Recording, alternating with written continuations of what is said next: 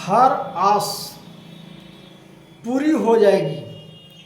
हर आस पूरी हो जाएगी। बस इन बातों को याद रखना। हर आस पूरी हो जाएगी। बस ये 3 बातों को अभी मान लो। ये 3 बातों को अभी मान लो। हम जो 3 बात आपको हम बताते हैं, हर आस पूरी होगी, माने आपको जो इच्छा है वो पूरा होगा। लेकिन ये 3 बात आपको परमात्मा के अनुसार मानना होगा। जो हम 3 बात आपको जड़ी बूटी की तरह देकर जा रहा हूँ कथाओं में, जो सुनिएगा तो 3 आदत आप छोड़ दीजिएगा तो महत्वपूर्ण आपका जीवन बदल जाएगा। जो स्वयं यहाँ लिखे हैं, हर आस पूरी हो जाएगी। बस इन 3 बातों को अभी मान लो। ये 3 बातों को अभी मान लो। जो 3 बात कौन है, जो हम बता देता हूं मित्रों। 3 बातों को मान लो। जो हम आपको थोड़ा सा जीवन शैली को बता देते हैं, जो भागवत गीता में लिखा हुआ है। जिन मन द्रोप हो रहा है, जिनका बुद्धि द्रोपित हो रहा है, जिनका बुद्धि अल्प हो रहा है, बुद्धि निष्ठा पाप में डूब रहा है, यह पाप में न डूब के अल्प बुद्धि हो रहा है, ज्ञानों से भटक रहा है, अपना मार्ग से भटक कर कहीं दूसरा मार्ग पर चल रहा है, उसको अल्प बुद्धि कहते हैं। अल्प बुद्धि व्यक्ति न घर के रहता है, न भगवान के घर के रहता है, न पृथ्वी लोक में अच्छा से जी पाता है। ये बात नहीं हुई। 3 बात बताऊंगा। ये तो मैं एक आपकी कथा के भावनाओं को और समझने की शैली को, मैं हर आस पूरी हो जाएगी।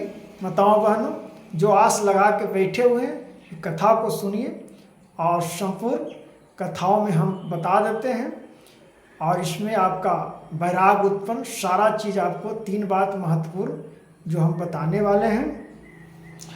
जो इस जिन मन स्वभाव में स्थित है, उनके द्वारा इस जीवित अवस्था में ही संपूर्ण संसार जीत लिया गया है। बाहर के विषयों में आसक्ति जो पुरुष प्रिय को प्राप्त होकर हर्ष नहीं होता। कोई वस्तु को प्राप्त करके हम पूरा हर्ष नहीं हो सकते हैं। अपने आत्मा में हम छुपा के रख सकते हैं। यह मेरा जीवन का लक्ष्य है।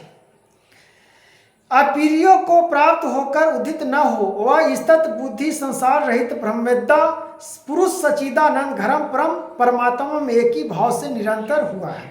परमात्मा में एक भाव से निरंतर रखना है, पहली बात। बाहर के विषयों में आसक्ति विश्व में अंतन करने वाले साधक आत्मा में स्थित जो अध्यान जनित सात्विक आनंद है, उसको प्राप्त होता है। तदंतर वह सच्चिदानंद घन परम परमात्मा के धन रूप योग में अभिभाव से स्थित पुरुष अक्षय आनंद का अनुभव करता है। इस प्रकार से जो साधक मनुष्य शरीर में शरीर का नाश होने से पहले ही काम क्रोध से उत्पन्न होता है, उन्हों वेग को सहन करने में समर्थ होता है, वही पुरुष योगी और वही सुखी है। जो पुरुष आत्मा में अंतरात्मा में सुख वाला है, आत्मा में ही रमन करने वाला है, तथा जो आत्मा में ही ज्ञान वाला है, वह सच्चिदानंद परम ब्राह्मण परमात्मा के साथ एक ही भाव को प्राप्त संख्योग शांत ब्राह्मण को प्राप्त होता है। इस प्रकार से हम कहते हैं, जो आप 3 बात सुन लीजिए मेरे से। काम क्रोध से रहित, जीते हुए चिंते वाले परम परमात्मा परम ब्राह्मण का सत्कार किया हुआ ज्ञानी पुरुष के लिए सब ओर से शांत परम परमात्मा ही परिपूर्ण है। समझ गए मित्रों? काम क्रोध लोभ मोह माया लेकिन सबसे सर्वश्रेष्ठ है काम, क्रोध, मोह। ये 3 चीज त्याग देना है। काम, क्रोध, लोभ। बुद्धिमान पुरुष काम, क्रोध, लोभ को छोड़कर वो परमात्मा में वैराग होकर परमात्मा को प्राप्त करके अपना कर्म परमात्मा के अनुसार जो भगवान का नाम लेकर उन पर सब भार देकर और ज्ञानी पुरुष, योगी, महात्मा, साधु, संत भगवान में चिंतन करके अपना कर्म करता है।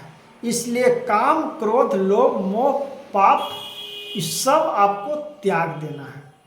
आलसी भी त्याग देना है। किसी से दिव्य दृष्टि भावनाओं से रख रहे हैं वो भी त्याग देना है और अपने लक्ष्य में चुनना है। जब आप परमात्मा के नाम लीजिएगा तो आपको मदद करने के लिए परमात्मा स्वयं किसी पुरुष को खुद भेजेंगे आपको मदद करने के लिए। वो मदद आपको ऐसा करेगा को जीवन भर उसको आप भूल नहीं सकते।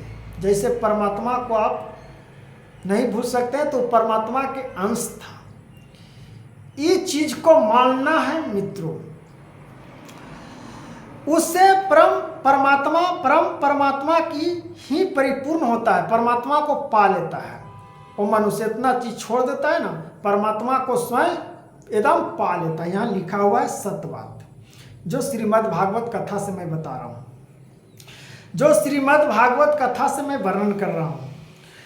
बाहर के विषय भोगों को न चिंतन करता हुआ बाहर ही निकाल कर और नेत्रों की दृष्टि को भुगटी, जो नेत्रों को जो अंदर में भुगटी है, समझने की बात है मित्रों।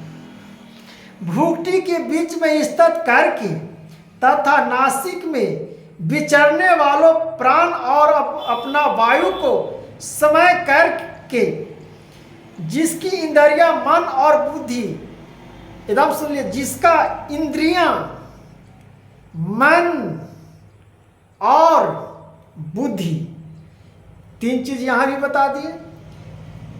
इंद्रियां पर काबू, मन पर काबू, बुद्धि पर काबू।